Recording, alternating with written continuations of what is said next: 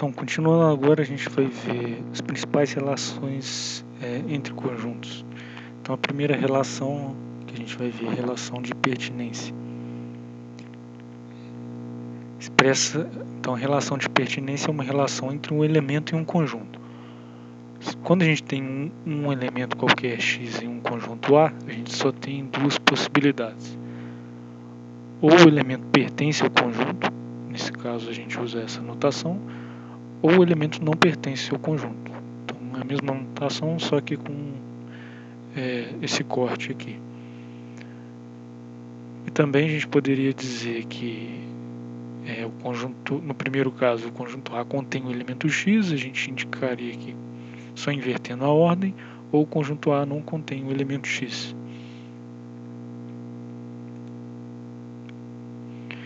Então nesse primeiro exemplo aqui, o conjunto x, o elemento x está dentro do conjunto A. Então o elemento x pertence a A ou A contém x. Agora, nesse segundo caso, o elemento x está fora do conjunto A. Então a gente fala que ou x não pertence a A ou A não contém x. Segunda relação que a gente vai precisar é a relação de igualdade. Então, dois conjuntos A e B são iguais quando todo elemento que pertence a um pertence ao outro. Ou seja, os dois conjuntos têm exatamente os mesmos elementos. E a gente indica isso com sinal de igualdade. Caso contrário, quando a gente tem A não igual a B, equivale a dizer ou que existe um elemento que está em A e não está em B, ou existe um elemento que está em B e não está em A. Então, alguns exemplos. Primeiro exemplo aqui, a gente só inverteu a ordem dos elementos, então não alteramos o conjunto. Então, todo elemento de um é elemento do outro, então a gente tem igualdade. Segundo caso aqui, as raízes aqui dessa equação são justamente os números 1 e 2, então todo elemento que tem aqui e vice-versa. Então, nesse segundo caso aqui, o elemento 4 pertence a esse conjunto, mas não está no primeiro, então a gente tem a diferença. Propriedades da relação de igualdade. Então a gente tem uma propriedade que se chama reflexiva, ou seja, para qualquer conjunto A é igual a A. A gente tem a propriedade chamada simétrica, que tanto faz eu falar A igual a B ou B igual a A. E também a gente tem a propriedade transitiva. Então, quando eu tenho três conjuntos A, B e C, e quando eu tenho que A igual a B e B igual a C, eu posso concluir que A igual a C.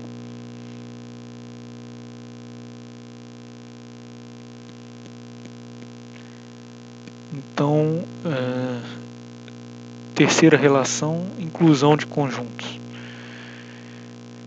Então, um conjunto A ele vai estar contido num conjunto B se todo elemento de A também é um elemento de B. Então a gente denota aqui com esse símbolo aqui, ou seja, se x pertence a A, então x pertence a B.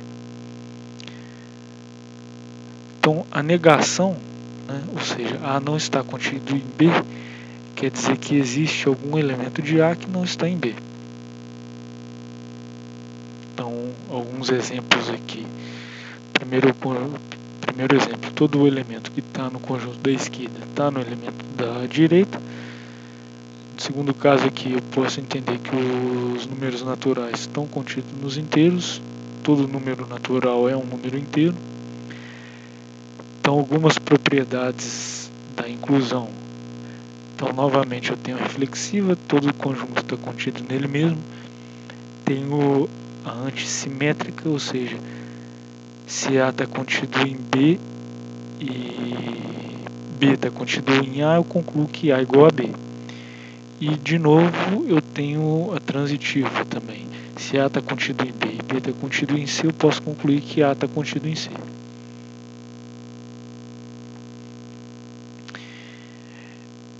No caso, quando a gente usa o sinal com esse tracinho embaixo, a gente não está excluindo a possibilidade de A ser igual a B.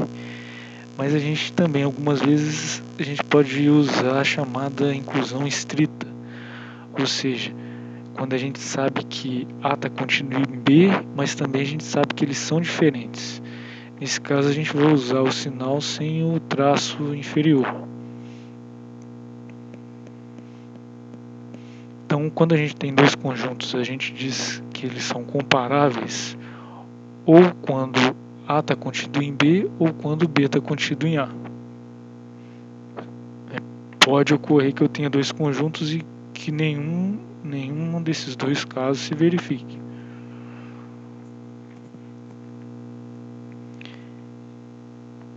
Então vamos começar a ver agora as operações que a gente pode fazer com o conjunto. Então a primeira operação que a gente pode fazer é tomar o conjunto das partes. Então quando eu tenho um conjunto A que está contido no conjunto B, a gente diz que A é um subconjunto de B, ou uma parte de B. Então o conjunto das partes de um conjunto é o conjunto de todos os subconjuntos. Então a gente denota aqui com esse símbolo, esse P caligráfico. Então o conjunto das partes de A, o conjunto de todos os subconjuntos de A. Então evidentemente o próprio conjunto é um subconjunto dele mesmo, então ele vai estar dentro do conjunto das partes. E o vazio também, por definição, ele está contido em todos os conjuntos, então ele sempre vai estar contido no conjunto das partes. Então a gente chama esses dois conjuntos de partes triviais. Então nesse exemplo a gente tem um conjunto A formado pelos números 1, 3 e 6. Então o conjunto das partes, posso ter o vazio, posso ter conjuntos formados por apenas um elemento, posso ter conjuntos formados por dois elementos, posso ter conjuntos formados por três elementos, que no caso aqui vai coincidir com o próprio A.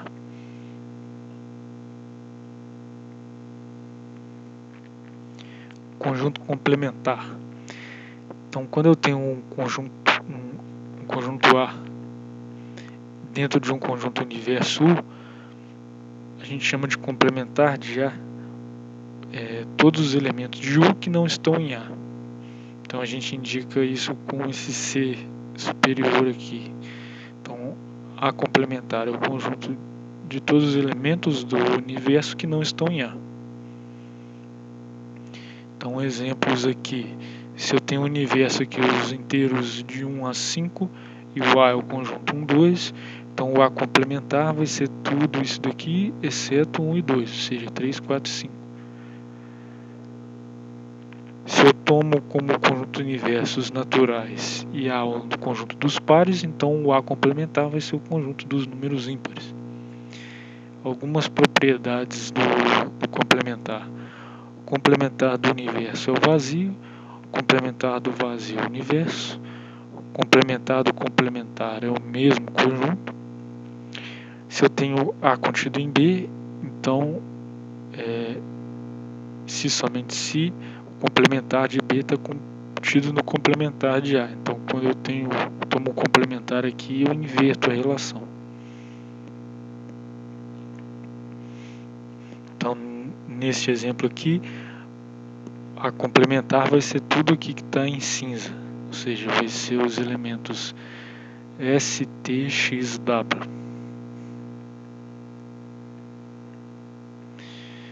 Interseção de dois conjuntos. São todos os elementos que pertencem aos dois conjuntos simultaneamente. Então a gente indica aqui por esse sinal. Quando a interseção é vazia, a gente diz que os conjuntos são disjuntos. Então aqui nesse exemplo, a interseção B é essa parte em cinza, tem só o elemento Y. Então a gente tem várias propriedades para a interseção. Não vou comentá-las aqui, mas algumas delas são importantes sem alguns problemas. A gente pode estender essa definição para a interseção de vários conjuntos, né? Não apenas dois. Então, nesse caso, a gente pode indicar aqui a interseção dos conjuntos A1 até AN, né? Escrever desta maneira ou de maneira resumida com esse símbolo maior, com o índice aqui variando de K igual a 1 até N. Então, essa interseção aqui vai ser o conjunto de todos dos elementos que pertencem a todos os subconjuntos AK.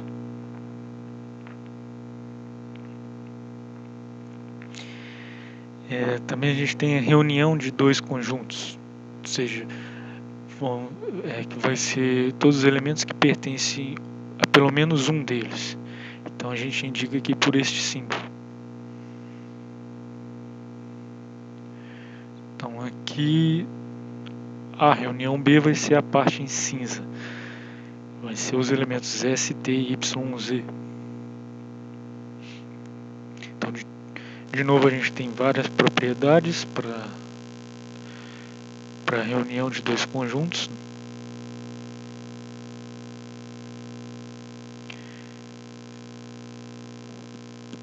Então algumas especiais, a gente tem as chamadas leis de absorção, ou seja, se eu tomo A interseção com A reunião B, eu volto em A. E se eu tomo A reunião com A interseção B, eu retorno ao conjunto A.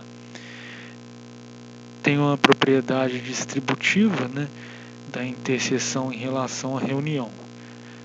Então, se eu tomar A interseção B reunião com C, é a mesma coisa que eu tomar a reunião de A interseção B com A interseção C. E a mesma coisa aqui trocando interseção e reunião. Também tenho as chamadas leis de Morgan para complementar, ou seja, complementar de A interseção B vai ser a reunião dos complementares e o complementar da reunião vai ser a interseção dos complementares. Outra relação útil é eu calcular o número de elementos da reunião. Então, o número de elementos da reunião de A e B é o número de elementos de A mais o número de elementos de B menos o número de elementos da interseção. Então, assim como a interseção, a gente pode ter reunião aqui de mais de um conjunto.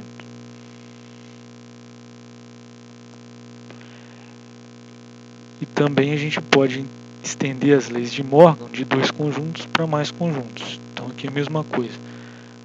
O complementar da reunião vira interseção dos complementares e o complementar da interseção vira reunião dos complementares. Outra operação que a gente pode fazer é a diferença. Então, a diferença de dois conjuntos A e B são os elementos que estão em A e não estão em B. A gente indica por esse sinal aqui, por esse traço, e a gente fala A menos B. Então, por exemplo, se eu tenho os conjuntos aqui dos números de 1 a 5, se eu faço a diferença aqui com o conjunto 4, 5, 6, 7, eu vou retirar do primeiro conjunto tudo que está no segundo. Então eu vou retirar o 4 e o 5.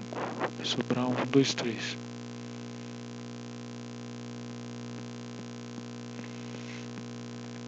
Então nesse exemplo aqui eu tenho o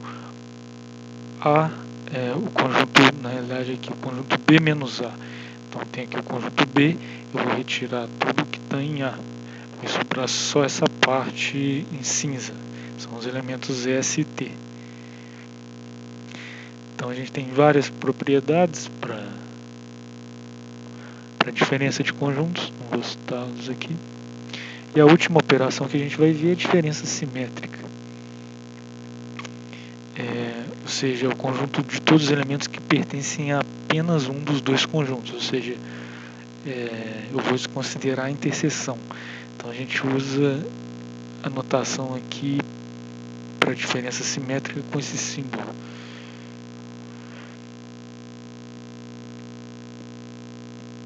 Então a gente poderia definir a diferença simétrica como a reunião de A menos B e B menos A.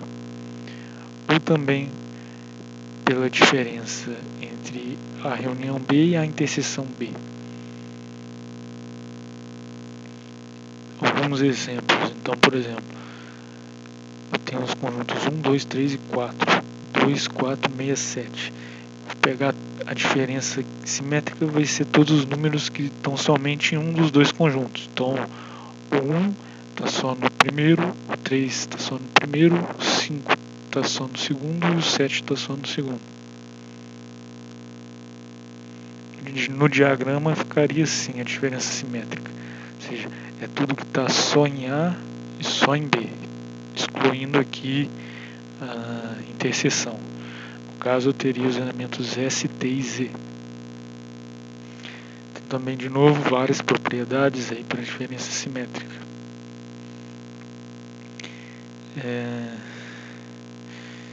Então tem duas referências aí para se você tiver alguma dúvida ou querer aprofundar. São dois livros de ensino médio,